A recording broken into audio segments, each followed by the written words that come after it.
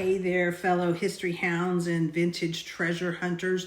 Welcome back to Reading with Scissors Rare Reads.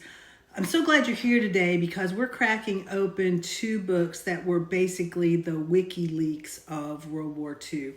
Seriously, these aren't your typical dusty memoirs or military strategy breakdowns. These are inside jobs, written while the war was still raging by two people who risked everything to expose what was really happening behind the enemy lines and inside America. The books, well, we've got Undercover by John Roy Carlson, and we've got Story of a Secret State by Jan Karski. Both of these books are available right now in my Etsy shop, and trust me, if you're into spy stories or underground resistance, secret societies in 1940s America, you'll want to get these on your shelf. They are great.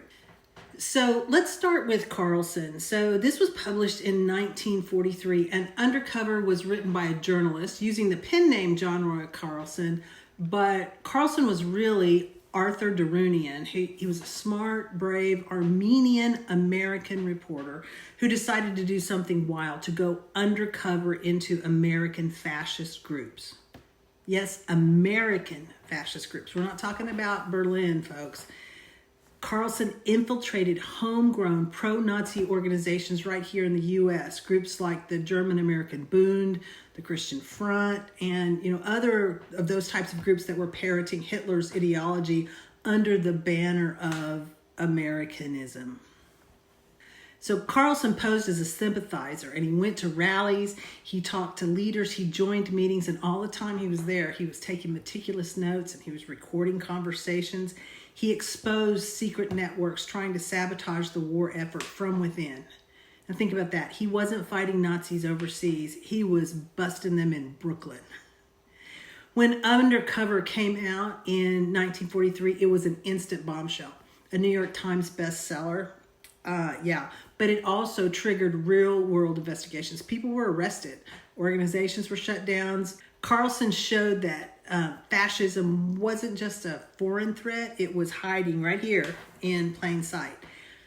And get this book came out while the war was still going on. He didn't wait for the dust to settle. He didn't wait and make this a memoir. He sounded the alarm in real time. So talk about guts. Next up is Jan Karski's The Story of a Secret State. This is one of the most courageous, heartbreaking, and still underappreciated books to come out of World War II. So Karski was a Polish underground courier. And when I say underground, I don't mean he was just passing secret notes. This man was dodging Nazis, escaping the Gestapo, prisons, delivering messages across borders. And he smuggled himself into the Warsaw Ghetto and into a concentration camp disguised as a guard. He witnessed the Holocaust with his own eyes, and then he made it to London and to Washington to tell the world. Karski met with FDR himself, along with British officials and leaders of the Allied forces, and he begged them to act, to intervene, to stop what was clearly a genocide in progress. His book was published in 1944 while the Nazis were still in power. So the final solution was still underway. And here was Karski saying, I saw it. I was there. Here's what's happening. We need to do something.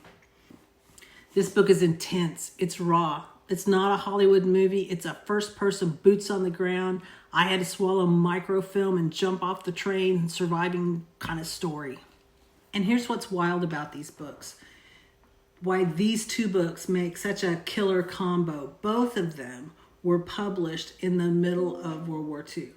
Both authors risked their lives to write them, and both books expose secret information, not after the war, not in hindsight, but in real time when it could still change things. Carlson was warning Americans about the enemy that was in. Karski was screaming to the Allies about the crimes being committed abroad. One was American and one of them was Polish, but they were both resistors. Both said, I can't stay silent. These copies that I have in the shop aren't reprints. These are original vintage editions. the same ones that people were reading in 1943 and 1944. They've got yellow pages. Maybe there's a scribbled name inside. You know, maybe they sat on a desk next to a shortwave radio or a soldier's duffel bag. Holding these books, it's like holding history itself. And if you're a World War II buff, a Cold War collector, or just someone who geeks out over rare books with soul, these are for you. If you've got a friend that is really into World War II, they also make amazing gifts. They're books like no others. So these books are available in my Etsy shop, Reading with Scissors Rare Reads, and they are available as a combo. If you buy them both, you get a discount. I hope you've enjoyed today, learned a little something, and we'll see you next time.